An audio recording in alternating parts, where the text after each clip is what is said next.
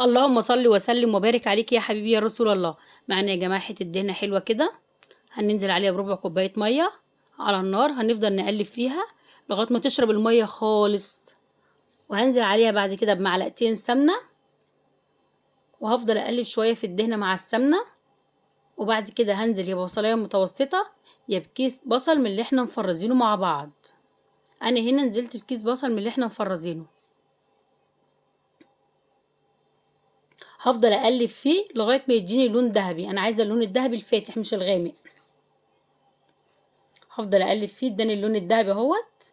هنزل باللحمه، الكميه بتاعتك ان شاء الله لو حتتين لحمه دي حاجه برضو ترجع لك. هفضل اقلب في اللحمه شويه، هنزل بعد كده برشه فلفل اسود وافضل اقلب فيها. وبعد كده هغطيها كل دوت على نار هاديه جدا عشان تنزل الميه بتاعتها كلها وترجع تشربها تاني. كل ده على نار هاديه. هنا نزلت الميه بتاعتها، هقلبها تقلبتين وهغطيها لمده 5 دقايق. كده بعد 5 دقايق بصوا مبقاش فيه ميه خالص، بقى فيه السمنه اللي احنا حاطينها. بصوا في الوقت دوت هنزل بنص كيلو طماطم.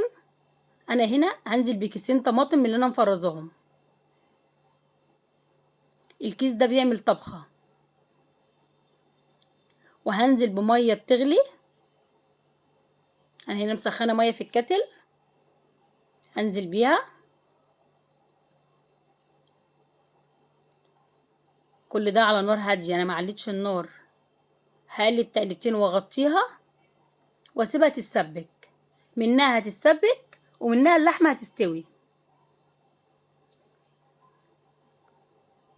هنا بقى كان بعد ما عدى نص ساعه، بصوا شربت الميه كلها اللي حطيناها، مفيش الا الصلصه بس. هزودها شويه ميه كمان واسيبها تغلي.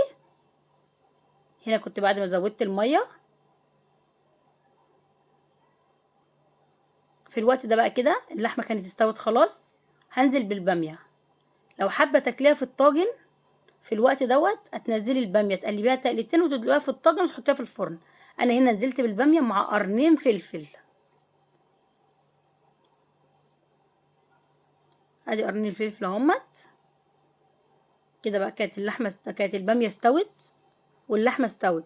هنزل بالملح وهقلب وهغرف الاكل بتاعي. وكلوا احلى طبق باميه من بتاع زمان. ايه رايكم؟ ما يستاهلش لايك؟ طب طبق البتنجان اللي هناك ده ما يستاهلش لايك؟ لايك وشير وسبسكرايب. وقولي بتتابعوني منين وايه رايكم؟ طبق باميه زي بتاع زمان بالظبط.